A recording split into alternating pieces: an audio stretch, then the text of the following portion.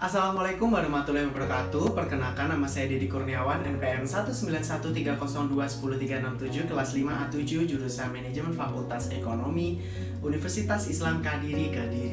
Di sini saya akan menjelaskan bab 2, yaitu Manajemen Sumber Daya Manusia atau MSDM Internasional dalam konteks organisasi.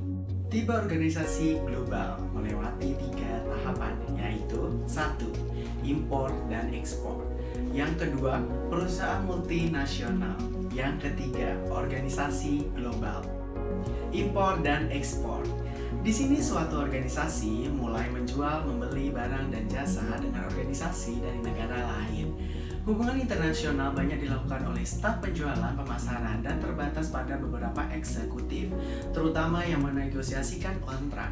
Pada umumnya, kegiatan sumber daya manusia tidak dipengaruhi kecuali untuk peraturan perjalanan dinas ke luar negeri. Perusahaan multinasional adalah organisasi yang beroperasi di banyak negara.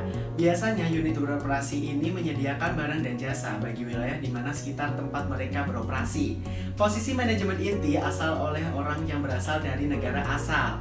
Sejalan dengan berkembangnya bisnis, maka perusahaan multinasional merekrut orang-orang yang berasal dari wilayah di mana mereka beroperasi. Kebijakan sumber daya manusia terkait dengan pengiriman tenaga kerja, gaya hidup mereka yang sama di negara asing, perbedaan hukum yang perlu diperhatikan. Akibatnya, praktik sumber daya manusia pusat harus mengetahui bagaimana merekrut, melatih, kompensasi, kesehatan, keselamatan, dan hubungan tenaga kerja yang harus ada penyesuaian. Organisasi global. Perusahaan multinasional negara dapat dikategorikan sebagai peran internasional yang beroperasi di berbagai unit usaha yang beroperasi di tiap-tiap negara secara terpisah. Sebaliknya, orang global memiliki beberapa unit usaha di berbagai negara yang terintegrasi, tidak dapat beroperasi sebagai satu organisasi yang mendunia. Suatu perusahaan multinasional dapat menjadi organisasi global dan semakin banyak unit usaha yang terintegrasi menjadi satu.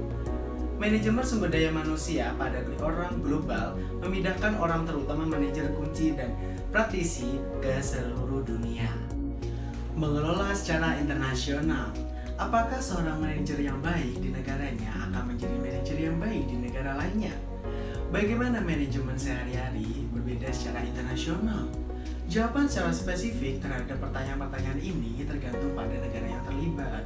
Juga, pengalaman mereka yang jalani di negara-negara yang berbeda akan dapat memberikan manfaat. Mengelola secara global berarti berhubungan dengan para staf dan tim tertentu, memahami kompetisi asing dan belajar politik, budaya, dan gaya operasi di negara yang berbeda. Manajer global harus dapat mengatasi kompleksitas yang terdapat pada grup berbeda. Lebih mendengarkan daripada berbicara, mengerti mengenai tujuan perusahaan itu sendiri, dan pendekatan administrasi merupakan pendekatan yang sama pentingnya. Mengelola secara internasional. Perbedaan kesuksesan seorang manajer dapat berbeda di setiap negara. Contoh, pendekatan yang berhasil diterapkan di Cina pasti berbeda dengan di Amerika Serikat. Seorang manajer Cina akan menilai kinerja tenaga kerjanya setiap bulan dan mengubah upah juga setiap bulan.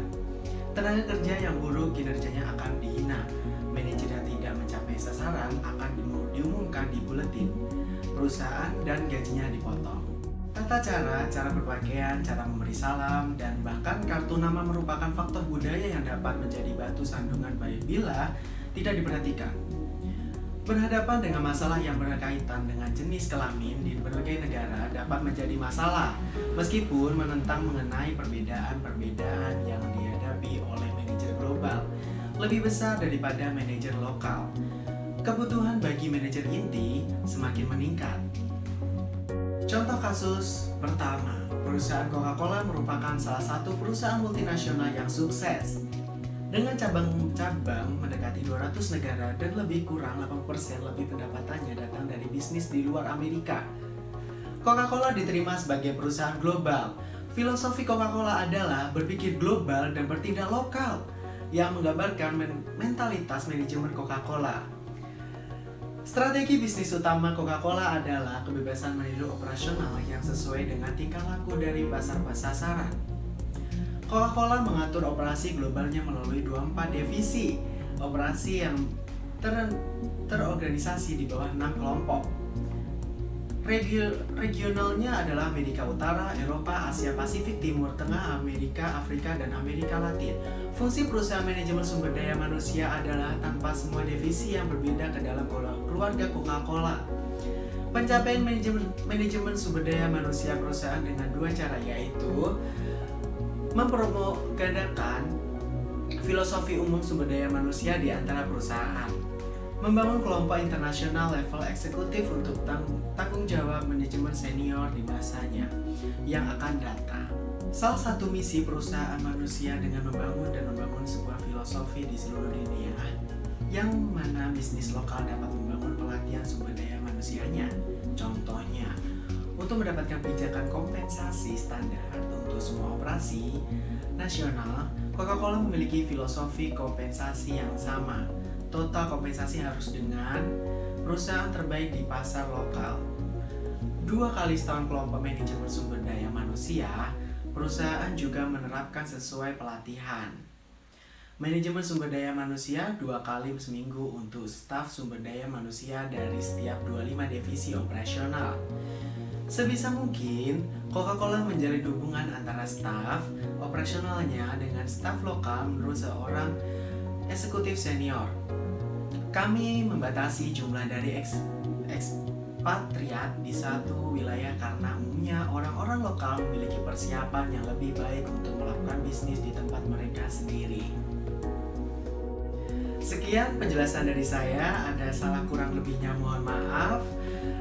Terima kasih sudah menonton video saya. Wassalamualaikum warahmatullahi wabarakatuh. Dadah, terima kasih.